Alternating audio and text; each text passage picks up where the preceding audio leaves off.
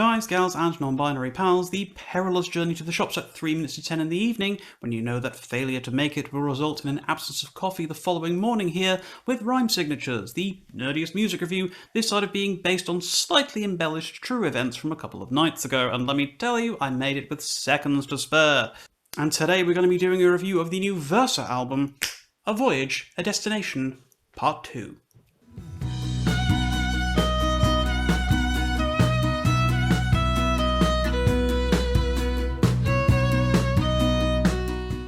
Sequels! They can easily be some of the best things to ever happen to an original piece.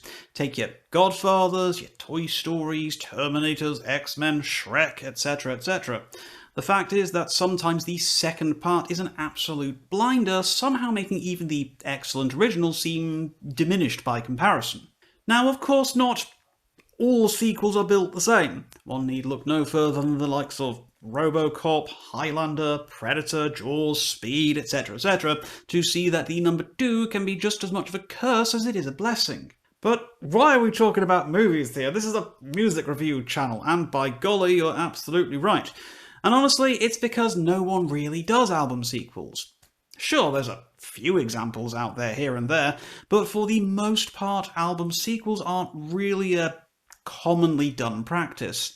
Now maybe there's a reason for this, I don't know, but here comes Versa with their direct follow-up to 2022's A Voyage, A Destination.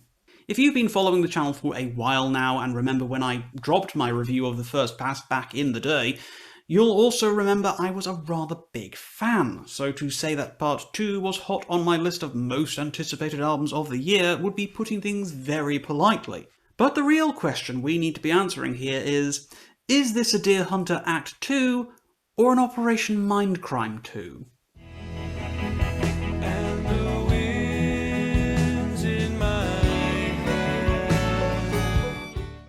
Right, okay, full disclosure, the band did send me an advance copy of the album about 6 weeks ago, I think it was, so I've had plenty of time to get my teeth stuck into this one, and formulate as balanced an opinion as I possibly can.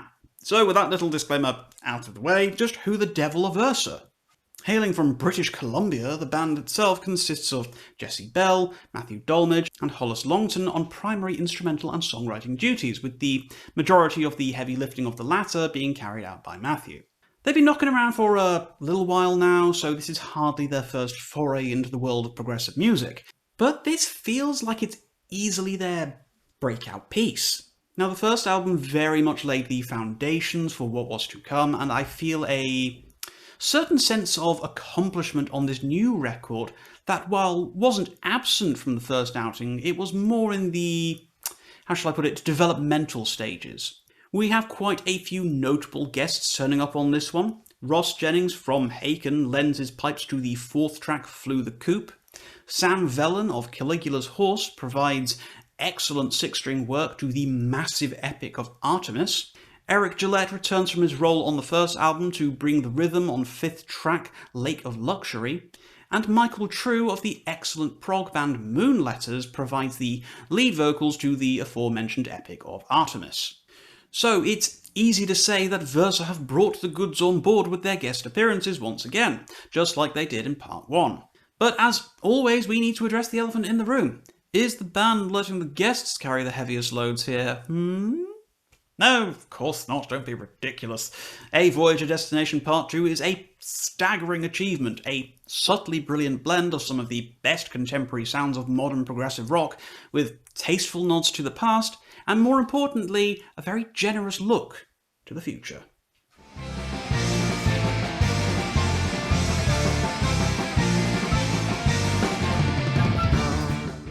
I can remember the warm and satisfying glow I felt from A Voyage, A Destination back in 2022. It was my comfort album of the year, and I still revisit it pretty frequently. So a follow-up to that album was going to have to perform a serious roundhouse kick to my auditory senses to manage to climb the echelons and share a spot with its predecessor. All I can really say is that Versa's got some serious kickboxer legs in that respect, because part 2 is every bit as emotionally gripping as part 1, but it manages to be so in an entirely different fashion. Part 1 was fascinating in how uncertain it felt. The nature of the sounds was exploratory. It was like taking your first faltering steps and feeling the anxiety and trepidation that comes with such. It was most assuredly the voyage of the pair. It was the start. It was the reaction to the unfamiliar and how the human condition adjusts to how overwhelming life can actually be. Now, it was beautiful, but it was cold in places, unsettling and uncomfortable, but ultimately there was a line of perseverance to the sounds. It felt like music that was guiding you towards, well, a destination. And that's really where we find ourselves with part 2. The structuring of the album is quite a bit different here. Whereas part 1 followed a bookend of epics with smaller tracks nestled in the middle, part 2 is a bit more traditional, following largely short-scale songs with an epic as the penultimate offering, and it immediately feels more comfortable, more approachable, and far less intimidating for a new listener. I'm obviously a huge fan of long-form musical expressionism, but I can understand someone seeing a 15-minute song right off the back and a 27-minute song at the end, and feeling a little uncertain, shall we say. Part 2 is ever so slightly longer than Part 1, and instead of 4 tracks we now have 11, with a few dipping under 3 minutes in length, and the penultimate epic coming in at a 17.5.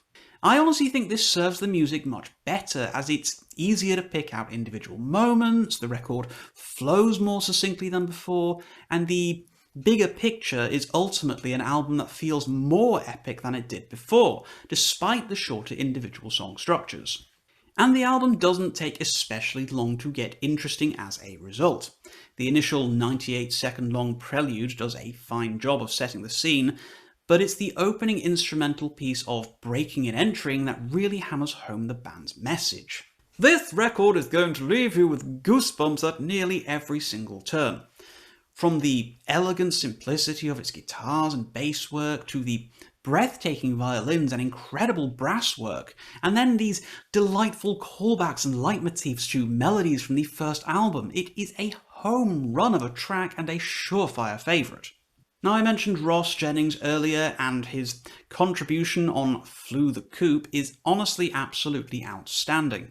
I can vaguely remember Matthew letting me know around a year or so back that Ross was going to be appearing on this album, so I had around, about 12 months of hype for one of my favourite vocalists appearing on the next album or one of my new favourite bands, and neither he nor Versa have disappointed here. It's catchy, melodic, beautiful, and full of a kind of, a mournful sense of hope and longing. Now, it's the first song on the album with vocals, but it is by no means the last, despite how much of a primarily instrumental band Versa are.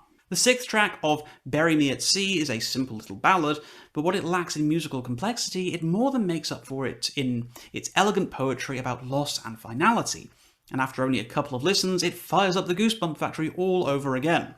But come on, let's be real here. The big highlight on this album, and it comes as no surprise to anyone I'm sure, is the 17.5-minute long penultimate epic of Artemis.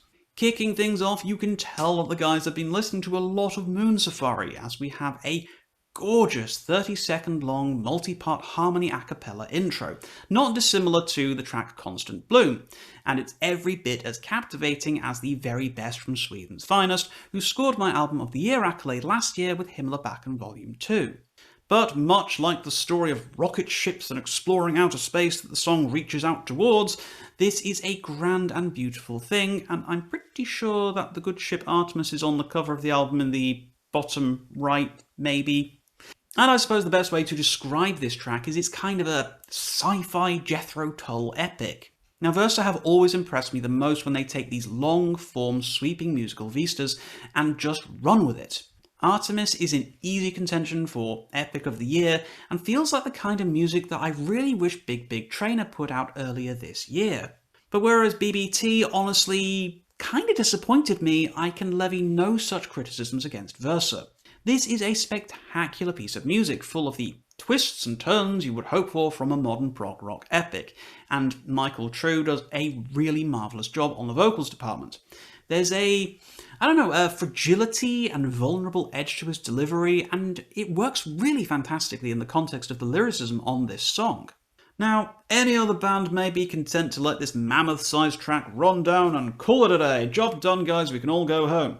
But Versa clearly felt we needed more, and I'm glad they did, as the closing track of Destination nearly broke me into 1,000 pieces on several occasions. It's such a triumphant, joyful way of closing off the album.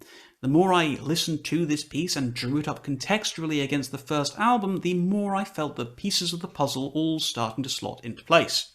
Destination brings closure to the project, gives meaning to everything that came before it, and while A Voyage, A Destination Part 1 started with a sense of trepidation and fear of the unknown, Part 2 closes with the same melody that Part 1 started with, but this time around it carries a sense of fulfillment. You can taste the triumph, the essence of accomplishment and pride, and it is absolutely spellbinding. Now, I've not cried at many songs this year, but Destination has absolutely ruined me every single time I've listened to it.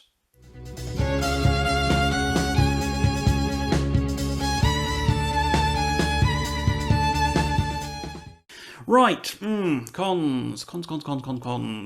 Now, I think I know Matthew well enough at this point to know that he is a grown man and can handle the meagre criticisms I have to throw at his album, and my nitpicks are most assuredly nitpicks, but in the interest of legitimate musical journalism, I will briefly touch on a couple of concerns. The first is that occasionally I find the mixing and mastering a little intense.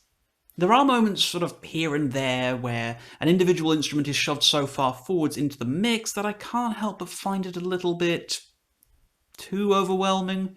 For as good as the individual highlight moments on the album are, and they really are, and I understand wanting to showcase them, it does feel that perhaps the volume is turned up maybe a little bit too high in places, making the rest of the music and instrumentation feel slightly irrelevant to the center stage performer. I don't know. Honestly, it's not even that it's, bad or anything, it's just, it's at times a little bit jarring, making it feel less organic and natural than I would have otherwise liked, and almost like you're having the auditory equivalent of a 500,000 lumen spotlight shone on the one part of the song that Versa want to really make sure you're hearing. More superficially, though, is that the album will not hit you as hard as it could otherwise if you're not already familiar with the first record. Now, this obviously isn't really much of a concern for me, as I've listened to that record probably dozens of times at this point before my exposure to Part 2, which is honestly why I was able to pick up on all these little callbacks and leitmotifs scattered throughout, and why I've been able to appreciate the differing moods and feelings between the records.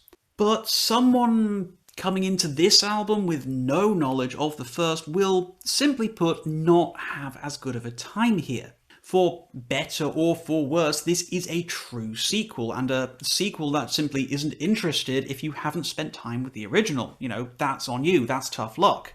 There are melodies that will make a lot more sense when taken in context of the first album, and there's so many hidden little nuggets littered throughout that to experience this record without knowledge of the first would almost feel like listening to a completely different album contextually.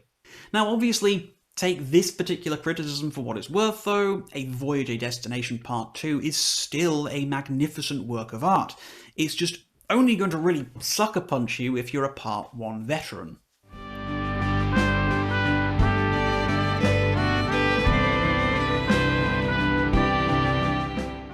So, what else can I possibly say about Versa's A Voyage, A Destination Part 2?